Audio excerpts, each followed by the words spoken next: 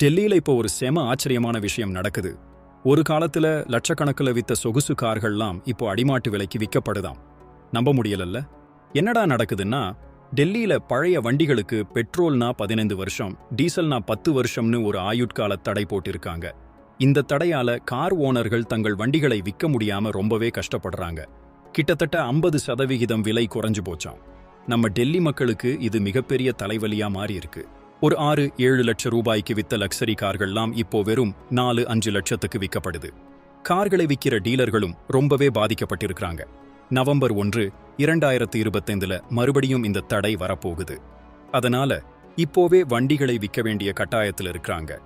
சில டீலர்கள் என்ஓசி வாங்கி மற்ற மாநிலங்களுக்கு விற்க முயற்சி பண்றாங்க. ஆனா அதுக்கும் தாமதமாகுதாம்.